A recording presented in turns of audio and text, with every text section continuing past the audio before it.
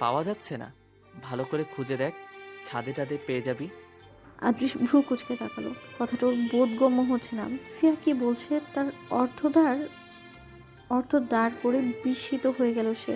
চোখ মুখে কাঠিন্যতা ছড়িয়ে পড়ল। রাতে করা ব্যবহারটার জন্যই কি রোজা বাড়ি থেকে চলে গেল? আদৃশ ভ্রুজোড়া উঁচিয়ে তাকালো। একা একাই গেল? জানি না। উৎস কোথায়? ওকে গিয়ে বলো খুঁজে দেখতে। আমার মন মেজাজ ভালো না। ভাইয়া বাসায় নেই, সেই জন্য তোমার কাছে এলাম। আমার কাছে? আমি এক্ষেত্রে কি করতে পারি? তোর বোনকে কি বাড়ি থেকে তাড়িয়ে দিয়েছি? নিজের ইচ্ছেতে কোথায় গিয়েছে সেসব আমি জানবো কিভাবে? আমি কি ওর গার্ডিয়ান? নাকি আমাকে বলে গেছে? তোর কি মনে হয়? তুমি একটু দেখবে না? মানে মেয়েটা কোথায় গেল না গেল, মা চাচিরা চিন্তায় চিন্তায় কান্নাকাটি শুরু করে দিয়েছে। আমি কি দেখব? তোরা গিয়ে দেখ। আমাকে এসব বিষয়ে জড়াবি না। রাতে ঘুমোতে পারিনি, তোকে রিকোয়েস্ট করতে পারবো না। মাথার কাছে ঘ্যান ঘ্যান করলে থাপ্পড় খাবি, যেটা তোর একদমই পছন্দ হবে না। যা এখন, বিরক্ত করবি না। ফিয়া মেঝেতে অবনত দৃষ্টি ফেলল। হতাশ হয়ে ধীর পায়ে আদৃশের ঘর থেকে বেরিয়ে গেল। ও বেরিয়ে যেতেই শব্দ করে ঘরের দরজা বন্ধ করে দিল আদৃশ। তারপর ফিরে এসে বিছানার হেডবোর্ডে মাথা হেলিয়ে বসলো। পানির গ্লাসে চুমুক দিতে বিষাদ লাগলো। ঠাস করে বিপরীত দিকের দেয়ালে ছুঁড়ে মারতেই গ্লাসটা ভেঙে চুরমার হয়ে গেল। রাগে বিরক্তিতে মাথা ধরে গেছে ওর। বারবার মাথায় পাচ্ছে একটা কথা, রোজাকে বাড়ি কোথাও পাওয়া যাচ্ছে না। মানে শুধু একটাই, মেয়েটা বাড়ি থেকে চলে গেছে। কেউ না জানলেও আদৃশ জানে, সেই একমাত্র এর জন্য তাই। কিন্তু ভুলটা কোথায় ছিল ওর? সে তো সব সম্পর্কের বোঝাপড়া বিচ্ছেদ কাল রাতেই করে ফেলেছে। আচ্ছা, মেয়েটা কি ওকে মেরে ফেলার ষড়যন্ত্র করছে? ওকে একটু ভালো থাকতেও দিবে না? এত অহংকার অবিশ্বাস নিয়ে বাঁচে কিভাবে মেয়েটা?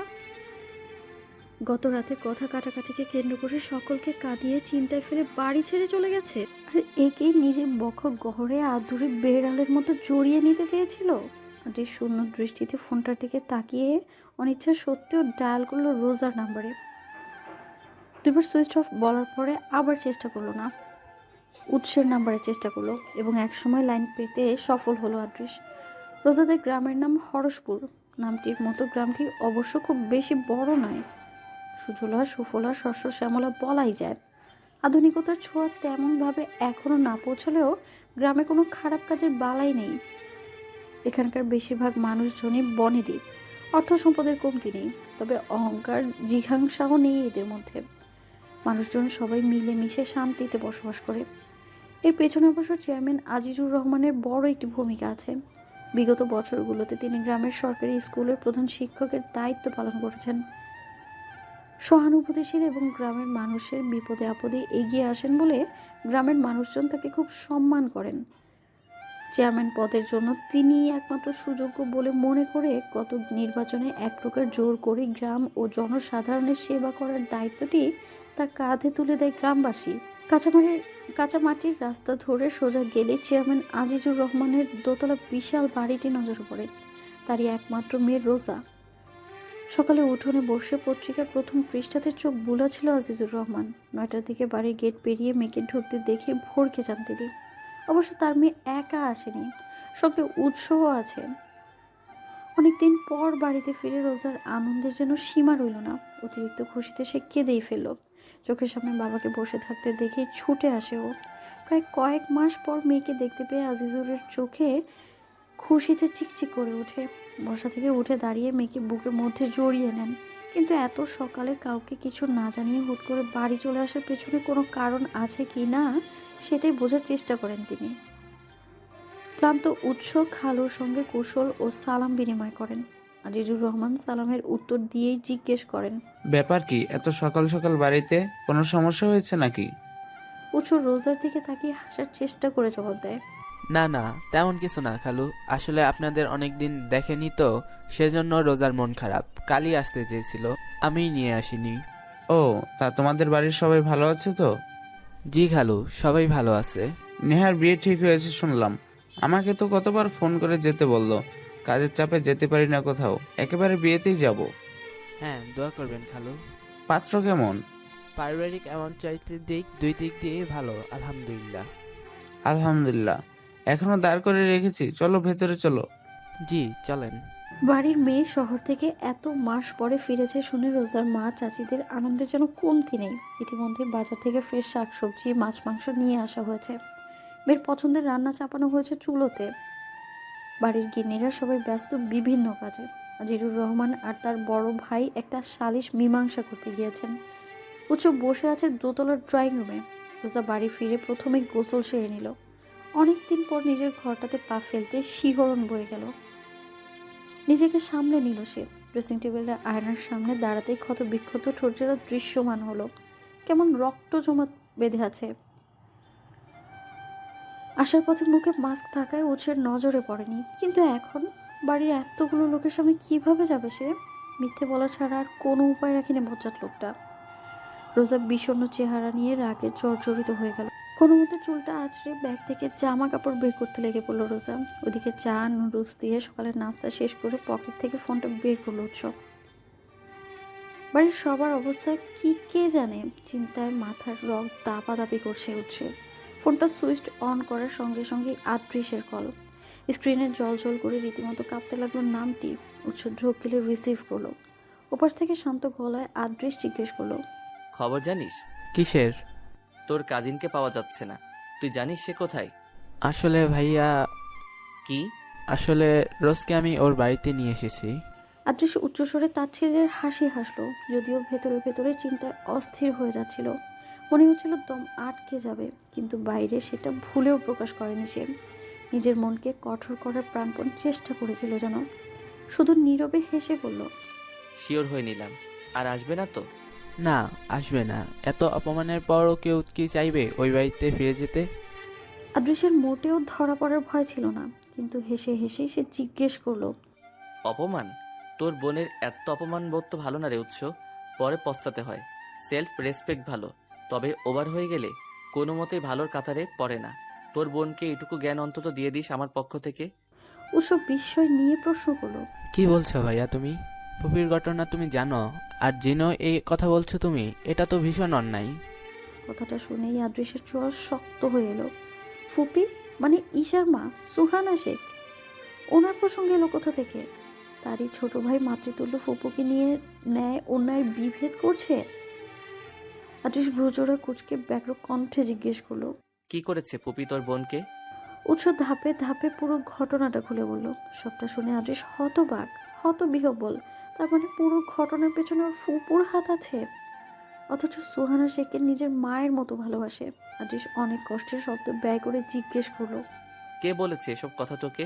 উৎস নির্লিপ্ত কণ্ঠে বলল, আমাদের বাড়ি কাজে সাহায্য করে যে খেলাটা, তার কাছ থেকে জেনেছি। রোজা আমাকে এখনো কিছু খোলাসা করে বলেনি। পুরো বিষয়টা তুমি জড়িয়েছ। আচ্ছা, সত্যি কি তুমি রোজাকে পছন্দ করো ভাই? আদৃশের মাথা ক্রমে উত্তপ্ত হয়ে উঠছে। কোনো ক্রমে উৎসকে বলল, ফোন রাখ, বাড়ি ফিরে আমার সাথে দেখা করিস। তপ্ত অলস দুপুরের সোনালি সূর্যের ঘন আলোয় উদ্ভাসিত পৃথিবী। গ্রামীণ পরিবেশের মুগ্ধতা ছড়িয়ে আছে চতুর্দিকে। অদ্ভুত নীরবতার মাঝে রেন্ট্রি গাছের ঝিঝি পোকার কর্কশ আওয়াজ ব্যক্ত করে তুলেছিল দুপুরটাকে। সিমেন্টের মেঝে উত্তপ্ত হয়ে পা পুড়িয়ে দিচ্ছিল রোজার। ছাদের কার্নিশ ঘেঁষে দাঁড়িয়ে আছে সে। বাড়ির পেছনের ঘন জঙ্গল ঝোপঝাড় থেকে দৈবাত হাওয়া এসে উড়িয়ে দিচ্ছিল ওর ঘন কেশ। চুলগুলো হালকা করে ঠেলে পেছনে সরিয়ে হাতকোপা বেঁধে কাঠের চেয়ারে বসে পড়ল সে। ছাদের অর্ধেকটা জুড়ে রয়েছে কাঁঠাল গাছের একাংশ। রেলিংয়ের উপর বসে পাতা ছিঁড়তে ছিঁড়তে উঁচু তীব্র কণ্ঠে জিজ্ঞেস করলো, ফুপি যে তোকে এসব কথা বলেছে, আমাকে জানাসনি কেন তুই? এসব তোমাকে কে বললো? যেখান থেকে হোক শুনেছি। তুই আগে আমাকে সত্যি বল, আমাদের বাড়ি ছেড়ে আসার পিছনে ওই একটাই কারণই কি আছে? মানে? তুই কি বাচ্চা রেজুনা? আমি তোর কাছে পুরো ঘটনাটা শুনতে চাচ্ছি। ফুপি তোকে কেন এত অপমানজনক কথা বললো? রোজা বিরক্ত হলো। এসব কথা উৎস জানলো কিভাবে? সে শক্ত কণ্ঠে বলল, এইসব তোমার প্রয়োজনীয় কথা?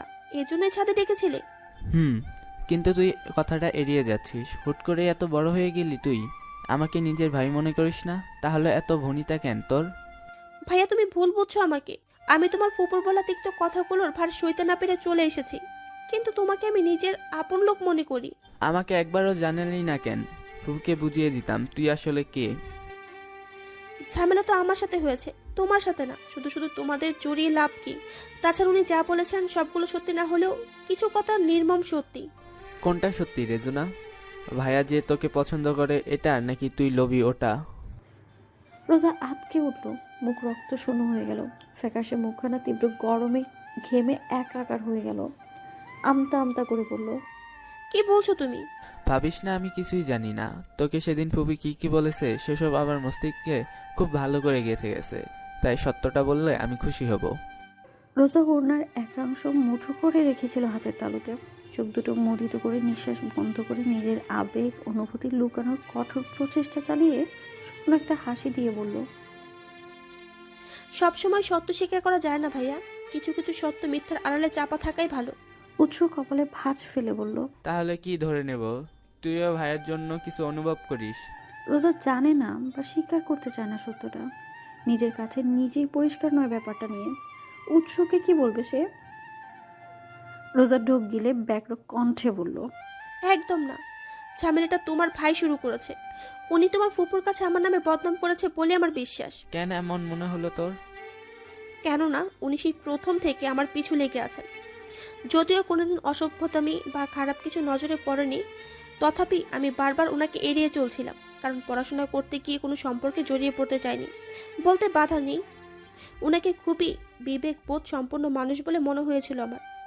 ওনার আমার প্রতি এত কেয়ারিং থাকাটা আমি কোনোদিন কারোর সাথেই আলোচনা করিনি বা কাউকে জানাইনি, বিষয়টা নিজের মনের মধ্যে রেখে দিয়েছিলাম।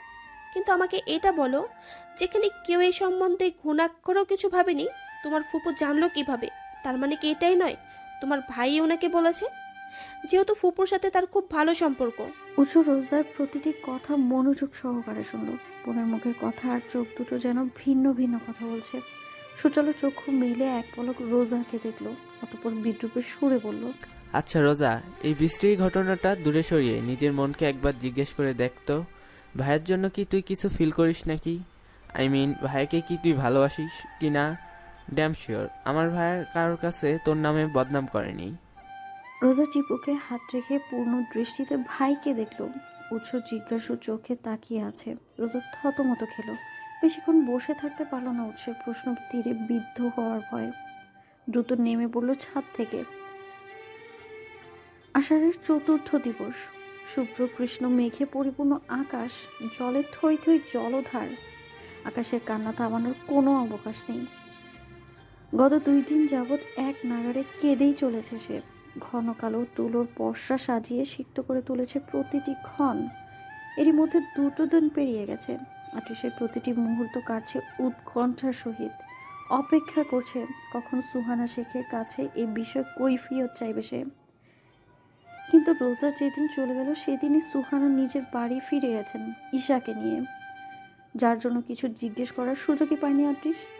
প্রথমে মাতৃতুল্য ফুপুর বিরুদ্ধে এমন কুৎসিত অভিযোগ মানতে না পারলেও বাড়ির কাজের মহিলাটিকে জিজ্ঞাসাবাদ করে এই ব্যাপারে নিশ্চিত হয়েছে আদ্রিশ। একদিকে রোজাকে না দেখার যন্ত্রণা ওকে কুড়ে কুড়ে খাচ্ছে, আর অন্যদিকে উৎসটাও খালার বাড়িতে গিয়ে আয়েশ করে দিন কাটাচ্ছে। ওর আসার নামগন্ধই নেই। ত্যক্ত বিরক্ত আদ্রিশ নিজের রাগ কমাতে সারা দিন বৃষ্টিতে ভিজল। সেদিন রোজাকে নিয়ে হরসপুর গ্রামে এসে আটকে পড়েছে উৎস। মাঝে মধ্যে নেটওয়ার্কও ডিসকানেক্টেড হয়ে যায়।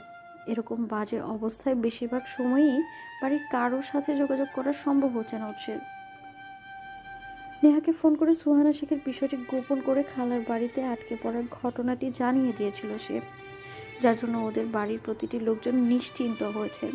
বৃষ্টির কারণে গ্রামের পথঘাট হাঁটু সমান জলে ডুবে আছে। রোজাদের বাড়ির উঠোন অব্দি উঠে এসেছে পানি। তার মধ্যে আবহাওয়া অত্যধিক ঠান্ডা থাকায় উৎসের জ্বর উঠে গেছে, গলা বসে গেছে। সেজন্য রোজার মা সুলতানা বেগম বোনপোকে কিছুতেই শহরের দূর বাড়ির চৌকাঠি বেরোতে দিলেন না। কম্বলের ভেতর গুটিসুটি মেরে ঘুমিয়ে থাকা অবস্থায় হঠাৎ উৎসের ফোনটির উচ্চ স্বরে থরথর করে কেঁপে উঠল। লাফিয়ে উঠে ফোন রিসিভ করে দ্রুত গতিতে জিজ্ঞেস করলো, হ্যালো, কে? তুই কি সারা জীবন বোনকে পাহারা দেবার জন্য ওই গ্রামে থেকে যাবি? ভাই তুমি?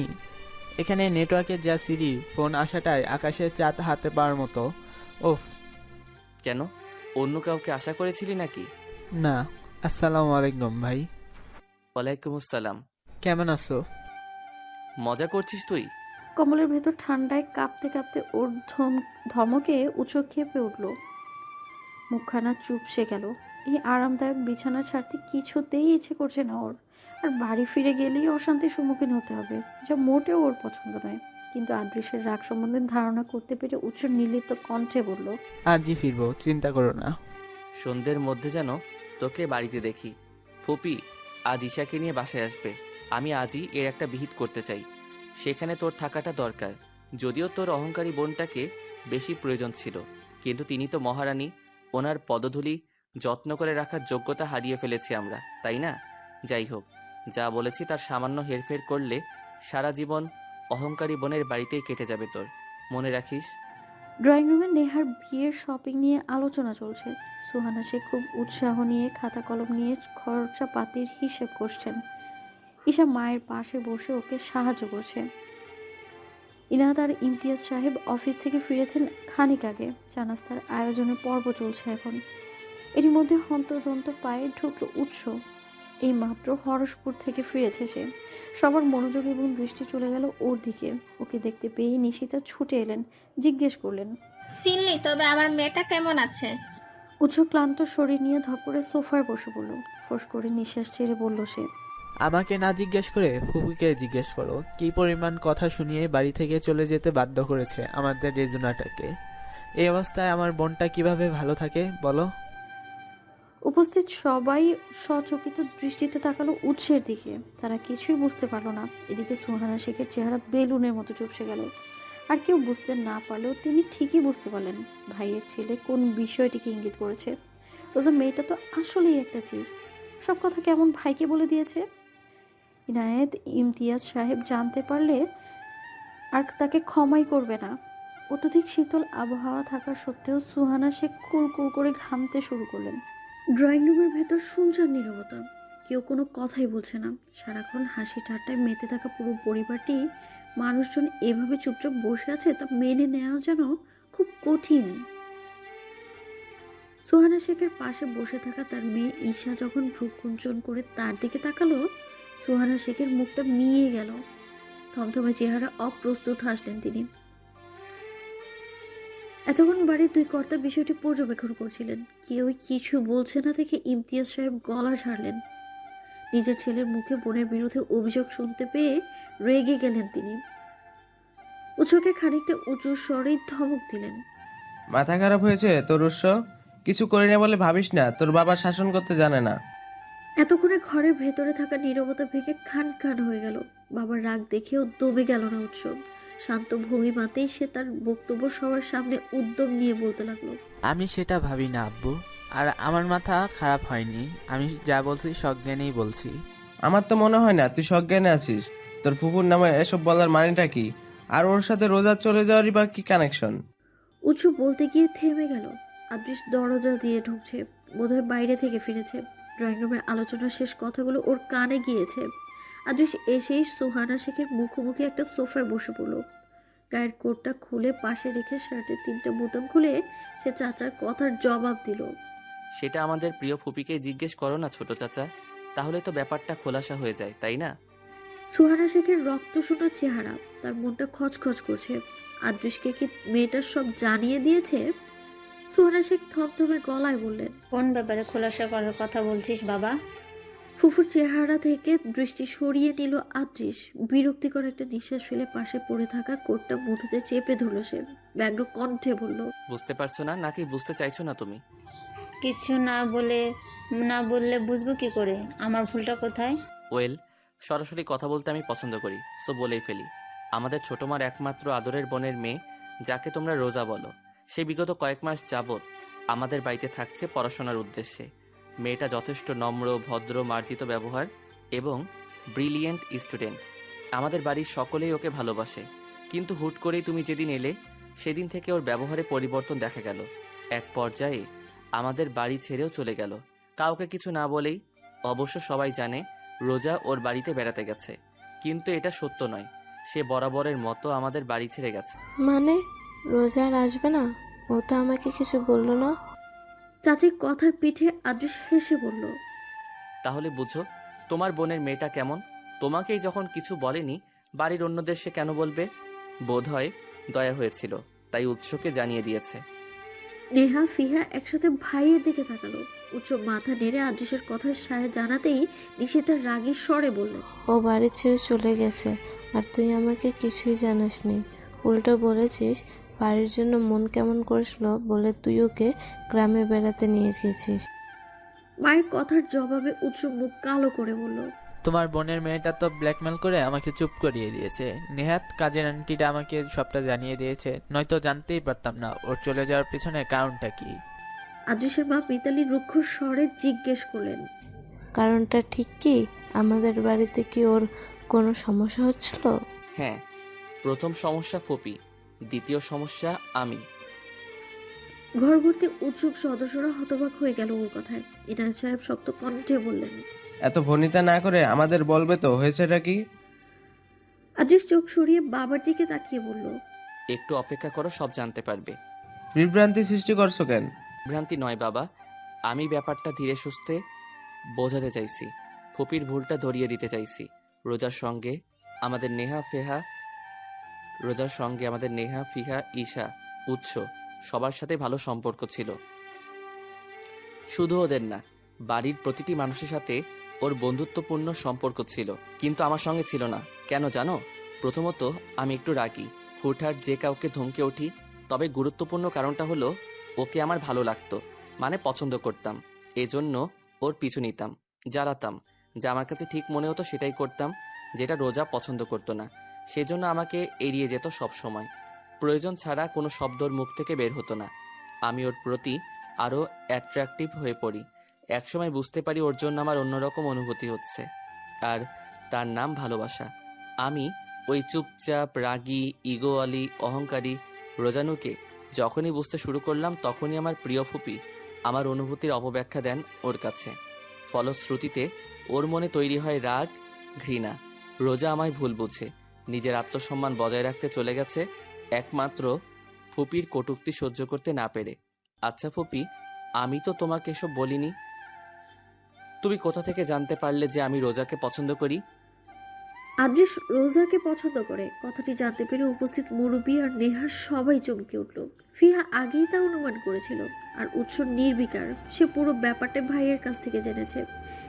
এদিকে সুহানা শেখ নিজেকে নির্দোষ প্রমাণ করার জন্য মুখভঙ্গি পাল্টে করার স্বরে বললেন, আমি তো কিছুই জানি না। ওই মেয়েকে আমি কি বলবো? তাছাড়া ও হয়তো দেখতে রূপসী, এছাড়া আর কিছু আছে নাকি? ফুপুর ভরকে যাওয়ার ব্যাপারটা চোখে পড়ল উৎসের। সে চুপচাপ বসে সুহানা শেখের কাণ্ড কীর্তি দেখছে। বাড়ির এসব অশান্তিতে উৎস নিজেকে জড়াতে চায় না কোনোদিনই, কিন্তু যেখানে রোজাকে এতটা অপদস্থ হতে হয়েছে, সেখানে দরকার পড়লে অবশ্যই প্রতিবাদ করবে, হোক সে নিজের ফুপু বা অন্য কোনো ব্যক্তি। এবার কঠোর গলায় সে বলল, কথাটা দুরকম হয়ে গেল না ফুপি? তুমি কিছুই জানো না, আবার ওর রূপগুণ নিয়ে কথা বলছো। এতেই বোঝা যায় তোমার ওকে পছন্দ নয়। ফ্যাসাদে পড়ে গেলেন সুহানা শেখ।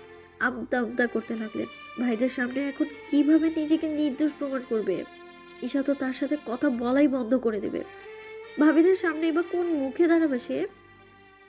চিন্তায় অস্থির হয়ে গাইগুই সুরে শুরু করে দিতেই ঈশা তিক্ত কণ্ঠেও জিজ্ঞেস করলো, রোজাকে তুমি কেন পছন্দ করো মা? সুহানা শেখ অবাক হওয়ার ভান করে বললেন, সেটা কখন বললাম? ঈশার মুখখানা অপমানে থমথম করছে। মা যখন মিথ্যে বলেছে তখন তার চোখ মুখ দেখেই যা বোঝার বুঝে নিয়েছে সে। ছলছল করছে চোখ দুটো। থমথমে গলায় সে মাকে জিজ্ঞেস করে, তাহলে ওকে বাড়ি থেকে চলে যেতে বাধ্য করেছো কেন? সুহানা শেখ মেয়ের প্রশ্নে সাজানো কথাগুলোতে তালগোল পাকিয়ে ফেলতে লাগলেন। বড় ভাই ভাবিদের সামনে নিজের দোষ স্বীকার করতে নারাজ তিনি। এক পর্যায়ে নিজের ইমেজটা বজায় রাখতে গর্জে উঠে বললেন, তুই চুপ থাক, বড়দের মাঝে এত কথা বলিস কেন? আর যে মেয়ে চলে গেছে তাকে নিয়ে এত মাথা ব্যথা কেন তোর? ওই মেয়ের রূপে জাদুতে আদৃশকে বশ করে ফেলেছে, সেটা দেখছিস না? প্লিজ চুপ করো। তোমাকে কে বলেছে রোজা আমাকে বশ করেছে? নয়তো এসব কথা তোকে জানালো কে? এতে বোঝা যায় কে ধোয়া তুলসী পাতা আর কে বিচুতি পাতা। তোমার সমীকরণে ভুল আছে। এসব রোজা আমাকে বলবে কেন? সে আমার সাথে নিজে থেকে কোনোদিন কথাই তো বলেনি। সেখানে তোমার নামে বিচার দিবে? ওই মেয়ে আমাকে এসব বলবে? ছোট হয়ে যাবে না নিজের কাছে? সে তো তার আত্মসম্মান বোধ নিয়ে বসে আছে। আসলে তুমি যখন এসব ওকে বলছিলে তখন কাজের খালা সেখানেই ছিল। তিনি সব শুনতে পেয়ে উৎসকে জানিয়েছে। আর মানতে না পারলেও এটাই সত্য, আমি রোজানুকে ভালোবাসি। সুহানা শেখের গায়ে কেউ যেন আগুন ধরিয়ে দিল। তিনি কর্কশ স্বরে বলতে লাগলেন, কেন ভালোবাসবি? ও কোন দিক থেকে তোর যোগ্য? ওই তো দেখতে সুন্দর। এসব মেয়ের চরিত্র কেমন হয় ঢের জানা আছে। সারাক্ষণ রোজা রোজা করে এক একজন অজ্ঞান হয়ে যাচ্ছিস। আমার ঈশা কোন দিক থেকে কম? ওর দিকে তো ফিরেও তাকাস না। আদৃশ হতভম্ব। ফুফুর কথার মানে বুঝতে কষ্ট হলো না ওর। ঈশাকে কেন অন্য নজরে দেখতে যাবে? ওকে তো সারা জীবন বোনের মতো ভালোবেসে এসেছে। ফুপি কি তাহলে ওর থেকে এসব আশা করে বসেছিল? আর হিংসার বশেই রোজাকে অপমান করেছে? এসব শুনে ঈশা ঘৃণা ভরা চোখে ওর মাকে দেখলো। মা এখনো ওই একটা স্বপ্ন নিয়েই পড়ে আছে, যেখানে ও নিজেই রাজি না। ঈশা এবার আর চুপ থাকতে পারলো না, বলে উঠলো, তুমি যে আমার মা ভাবতেও কষ্ট হয়েছি। বড় বড় কথা মুখে, এক চড়ে দাঁত ফেলবো তোর। মায়ের কথা অবাধ্য হয়ে অন্যের মেয়ে গুণগান গাইতে লজ্জা করে না? শেষমেশে আদৃশকেও নিল তো পটিয়ে। তুই কি করছিস আজ পর্যন্ত? রূপ যৌবন কিছুতেই তো কাজে লাগাতে পারলি না, বেহায়া মেয়ে। ইনায়েত সাহেব বোনের লাগামহীন কথাবার্তায় বেশ চটে গেলেন। তার বাড়িতে দাঁড়িয়ে সুহানা শেখ রোজাকে অপমান অপদস্থ করেছে, আর তিনি জানতেই পারলেন না। আবার ঈশার সাথেও কি বিশ্রী ভাষায় কথা বলছে। আদৃশকে মেয়ে জামাই বানাতে চায়। কখনো তো মুখ ফুটে বলেননি সুহানা শেখ। যেখানে মেয়েই রাজি না, সেখানে এত কথার মানে কি? ইনায়েত সাহেবের মুখের রাগে থমথম করছে। তিনি শটান উঠে দাঁড়িয়ে বললেন, তুই আমার বোন হয়ে এরকম একটা কাজ করলি? রোজা তো আমাদের ঈশার চেয়েও বয়সে ছোট, আর তুই ঈশার সাথে কিভাবে কথা বলছিস? তোর মনে যা ছিল কখনো তো আমাদের সাথে আলোচনা করিসনি। তাহলে তাহলে আমাদের বাড়ির মান সম্মানের কথাটাও একবার ভাবলি না? খুব তো বলিস তুই আমাদের ভালো চাস, এসবই তার নমুনা। ওই মেয়ের জন্য আমাকে কথা শোনাবি? বড় ভাই, তুই আর কখনো আমাদের বাড়িতে আসবি না। ঈশা আমাদের বাড়িতে থাকবে। তোর মতো মায়ের দরকার নেই ওর, যে নিজের মেয়েকে অবধি একটু কথা বলতে ছাড়ে না। তুই মা, আমার তো ভাবতেও ঘৃণা হচ্ছে। এসব মহিলার জায়গা আমার বাড়িতে হবে না। বেরিয়ে যা আমার বাড়ি থেকে। সুহানা শেখ ব্যথিত চোখে তাকিয়ে রইল। বড় ভাইয়ের কাছ থেকে এমন কথা আশা করেননি তিনি। ছোট ভাইয়ের দিকে তাকালেও আশানুরূপ ফল পাননি সে। কেউ তার হয়ে সুপারিশ করলো না। ঈশা মায়ের থেকে এই ব্যবহারটা আশা করেনি। সবার চোখে ওকে নিচু করিয়ে দিয়েছে। ছলছল করা চোখ থেকে বেরিয়ে পড়লো পানি। এক পর্যায়ে মাথা নিচু করে চুপচাপ দোতলায় চলে গেল নেহার সঙ্গে। উঁচু বসে মোবাইল স্ক্রল করছে। আদৃশ নিষ্পলক দৃষ্টিতে ফুবোর চোখের দিকে তাকিয়ে আছে। সুহানা শেখ সবার মুখে তার জন্য ঘৃণা দেখতে পেয়ে দমে গেলেন। কথা বলার সাহস হলো না তার। লজ্জায় অপমানে গাঢ় হয়ে দাঁড়িয়ে রইলেন কেবল। বুঝতে পারলেন এ বাড়িতে তার উপস্থিতি কেউই কাম্য করছে না, নিজের সন্তানও না। বুকের ভেতর চিনচিনে ব্যথা হচ্ছে তার। ভুলটা বুঝতে তার বড্ড দেরি হয়ে গেল। একরাশ ঘৃণাযুক্ত চোখ আর অপমান নিয়ে সেভাবেই তিনি বেরিয়ে এলেন ভাইয়ের বাড়ি থেকে। সুহানা শেখ যে রাতে চলে গেলেন, সে রাতেই কারোরই ঠিক মতো খাওয়া হলো না।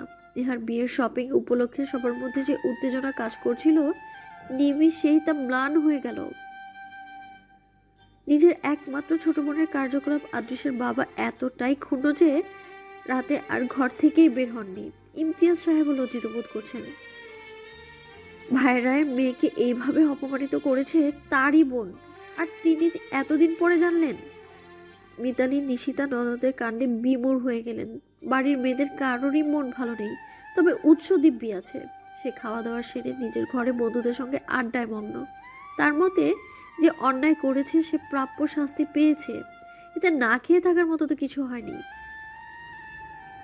কিন্তু আদৃশকে স্বাভাবিক দেখায়। পূর্বদিনগুলোর মতোই নিজের কর্মকাণ্ড বজায় রেখেছে সে। খাওয়া দাওয়া সেরে অফিসের কিছু ফাইল নিয়ে বসে কাজ দেখলো অনেক রাত পর্যন্ত। তারপর নিজ হাতে তৈরি করা কড়া কফির মগটা নিয়ে বেলকনির ইজি চেয়ারটাতে বসে থাকে। কফির ঘ্রাণের নিস্তেজ দৃষ্টিজোড়া যখন হঠাৎ হঠাৎ রোজার বেলকনিতে পড়ে, বুকের ভেতর চিনচিনে সূক্ষ্ম ব্যথা অনুভব করে আদৃশ। নিজেকে মনে হয় পৃথিবীতে একা বসবাসরত একজন মানব। নিদারুণ একাকিত্ব নিয়ে বেলকনিতেই কেটে যায় সারাটি রজনী। শেষ রাতের বর্ষণের মনোমুগ্ধকর ছন্দপতনে হালকা করে চোখ খুলে তাকায়। ঘুমে ব্যাঘাত ঘটে। পূর্ব দিকে কৃষ্ণাব আসমানে উদিত জ্বলন্ত নক্ষত্রটির পানে তাকিয়ে ভাবে রোজা কি ওকে কখনোই অনুভব করে না। ওইদিকে গ্রাম্য স্নিগ্ধ বাতাস যখন জানালা ভেদ করে ভারী পর্দাগুলো উড়িয়ে দেয়, কপাট অবলোকন করে রোজাও বাইরে দৃষ্টি দেয়। পাশে ঘুমিয়ে থাকা চাচাতো বোনটিকে এক পলক দেখে আড়ালে চোখ পোছে। রাত গভীর হলেই ওর মনে পড়ে যায় ক্ষতগুলো, নেহার এঙ্গেজমেন্টের দিন ওর সাথে করা আদৃশ্যের ব্যবহারগুলো। সত্যিই কি আদৌ জানে না? কিন্তু আজকাল মনের কোণে যে ছোট্ট ভাবনা হুটহাট উদয় হয়, সেখানে আদৃশকে নির্দোষ বলেই মনে হয়। ওর বেদনা ভরা কথাগুলো মনে পড়লেই রোজার মন খারাপ হয়ে যায়। লোকটা ওকে ভালোবাসে তা সে জানে, কিন্তু এই যে রাত হলেই আদৃশকে দেখার ইচ্ছে জাগে। এলোমেলো চুলে ক্লান্ত শরীরে যখন রোজার হাতে কফি খেতে খেতে যে সুখপূর্ণ বাঁকা হাসিটা দিত, রোজা সেটা খুব মিস করে। দিনের আলোতে মানুষটা সারাক্ষণ ওর মনোজগতে নিঃশব্দে বিচার করে। দিনের আলোতে মানুষটা সারাক্ষণ ওর মনোজগতে নিঃশব্দে বিচরণ করে। গোধূলির রক্তিম আলোয় বেপরোয়া লোকটিকে দেখার যে তীব্র বাসনা জাগ্রত হয়, কিছুতেই তা সামাল দিতে পারে না রোজা। বাড়ির সকলের সামনে নিতান্তই ভালো থাকার অভিনয় চালিয়ে গেলেও রোজা জানে সে আসলে ভালো নেই। আচ্ছা, মানুষটাও কি ওকে ভুলে গেল? গ্রামে চলে আসার পর একদিনও তো খোঁজ নেয়নি। রোজার কপট অভিমান হয়, রাগ হয়। বাড়ির পেছনের জঙ্গল থেকে নাক চাপার সুবাস ভেসে আসে। ঝিরঝিরে বৃষ্টি শুরু হয়। রাতের নীরবতাকে দুমড়ে মুচড়ে মসজিদ থেকে মুয়াজ্জিনের সুমধুর কণ্ঠে উচ্চারিত হয় ফজরের আজান। নির্ঘুম রাতের শেষ প্রহরটাতে মন খারাপ ভাবনাটাকে কয়েক মুহূর্তের জন্য ভুলে থাকতে রোজা বিছানা ছেড়ে উঠে বসে চুলগুলো হাত খোপা বেঁধে নিয়ে গায়ে ওড়না জড়িয়ে নেয়। বেশ ঠান্ডা লাগছে। পায়ে স্যান্ডেল চাপিয়ে দরজা খুলে বাইরে বেরিয়ে আসে সে। সিঁড়ি কোঠা অন্ধকার। ভয় ভয় ভাবটা কাটিয়ে কলপার থেকে অজু সেরে আসে। তারপর নিজের ঘরে ফিরে নামাজে বসে। নামাজ শেষ হতে খুলে রাখা জানালা বন্ধ করে গুটিসুটি মেরে বিছানায় শুয়ে পড়ে। দু চোখ ভারী হয়ে নেমে আসে ঘুম। সকালে ফোন বাজার বিরক্তিকর শব্দে রোজার ঘুম ভাঙে।